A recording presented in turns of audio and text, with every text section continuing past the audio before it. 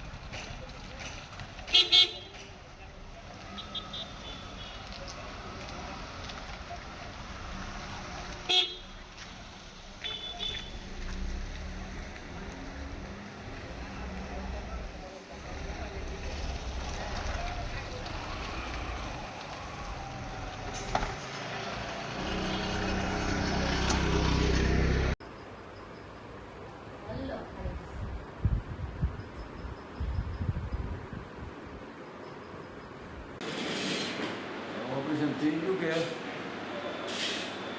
એના મને ફોટા મોકલાય, તારા પપ્પાના ફોટા મોકલાય, પડી ગયા ને એના ફોટા મને મોકલાય.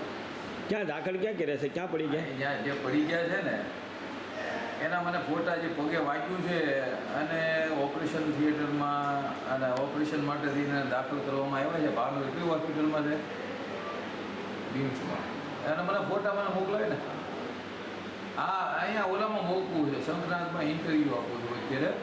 એને કેટલી વાર રજૂઆત, હા વાંધો નહીં કરે દાખલો. એને પગે જે પાટો બાંધેલો હોય ને એ આખો ફોટો મોકલાય. હા, એ તો આમાં હોય ને નરદીપમાં હોય, પણ હવે પણ એ કાઢીને કલ્પના કે નરદીપને આ ફોટો મોકલે.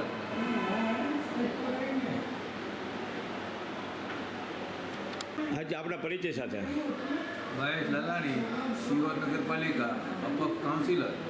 હવે વાત અવારનવાર આપણે વહીવટની જે કરીએ છીએ અને વિકાસની વાતો સિહોર નગરપાલિકાના સત્તાધીશો અવારનવાર કરતા હોય છે કે આ વિકાસ કર્યો.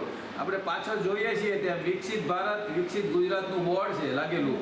તો વિકસિત આપણે કોને કહીએ અને કોને કહેવું? લોકો આજે પડે એમને ઓપરેશન થાય, ખાડાઓ જે અત્યારે જે વિસ્તારમાં હોય ત્યાં બોલવાની, એને આપણે વિકાસ ગણીએ છીએ કે કંઈ નવું કરી અને લોકોને સુવિધા આપીએ એને આપણે વિકાસ કહીએ છીએ? તો વાત મારે આજે કરવી છે કંસારા બજારમાં યતીન શાહ પીરની દરગાહ પાસે ઘણા સમયથી મોટો જબરજસ્ત ખાડો પડેલ છે. ત્યાં બમ્પ હતું, એ બમ્પ કોઈએ તોડી રાખેલું છે. એને હિસાબે થઈને પણ અવારનવાર ત્યાં વાહનવાળા, દર્દીઓ તેમજ ચાલીને જતા નાગરિકો ત્યાં પડે છે. આજે જ એક બીજો કિસ્સો એવો બન્યો કે આજે વિનોદરાય બ્રજલાલ ચૌહાણ જે જારાવાળા તરીકે ઓળખાય છે અને એ આજે એમનું સ્કૂટર લઈને સવારમાં જતા હતા, એ ખાડાને લીધે ત્યાં જ પડ્યા અને એમના નળામાં ઓપરેશન આવ્યું. ટેલિફોનિક વાત મેં હમણાં એમને સાથે કરી તો બીમ્સની અંદર આજે એમને દાખલ કરવામાં આવ્યા છે અને આજે ઓપરેશન એમનું સાંજે છે. તો અવારનવાર જો આ લોકો નાગરિકો પડતા રહે તો આને વિકસિત ભારત કે વિકસિત ગુજરાત આપણે કહેવું કઈ રીતે? પણ સિહોર નગરપાલિકાની જે થિયરી છે કે નવું કરવું જૂનું છે એને ચાલુ રાખવું, આમના રહેવા દેવું, કોઈ પણ જાતના થીગડા કરવા નહીં, સભ્યોની વાત સાંભળવી નહીં, અને જ્યારે બહુ મીડિયામાં કે પેપરમાં આવે એટલે ઉપર લેવલેથી જ્યારે આદેશ છૂટે તો જ કામ કરવા, આવી એક નીતિ રીતિ રહી છે સિહોર નગરપાલિકાના સત્તાધીશોની. તો ત્યાં આજુબાજુમાં સુરકાના દરવાજા સુધીમાં આશરે 7 થી 8 એવા મોટા ખાડા પણ છે. સાથોસાથ ત્યાં ઉપર જઈએ અને ટાણા ચોકડી કોર પણ આજે બમ્પ અને કટ એટલી છે કે ત્યાં વાહનવાળા પડે જ તે. તો શું હું આજે સિહોર નગરપાલિકાના સત્તાધીશોને પ્રશ્ન પૂછવા માગું છું, એમની પાસે જવાબ માગું છું કે શું લોકોએ હવે એર ટેક્સી વાપરવી, શું લોકોએ 4 વ્હીલમાં જ નીકળવું, ચાલીને નીકળવું નહીં? જો આ બાબતે કોઈ પણ જાતની કાર્યવાહી તાકીદે કરવામાં નહીં આવે તો ગાંધી ચિંધ્યા માર્ગે ત્યાં વોર્ડ નંબર 8ના કંસારી બજારના શિક્ષિત લોકો રહે છે, ત્યાં વાસણ માર્કેટ આવેલી છે, ત્યાં નજીકમાં દવાખાનું પણ આવેલું છે. તો અવારનવાર જે કોઈ આ જો પડે કાર્યવાહી અને કોઈ પણ જાતની હાનિ થાય તો આ સંપૂર્ણ જવાબદારી સિહોર નગરપાલિકાની રહેશે એમ ચોક્કસ કહું છું. અને ત્યાંના સ્થાનિક રહીશોને તેમજ કંસારા બજારના લોકોને સાથે રાખી આંદોલન કરવાની ફરજ પડશે. આ હું આજે સ્પષ્ટ જણાવું છું.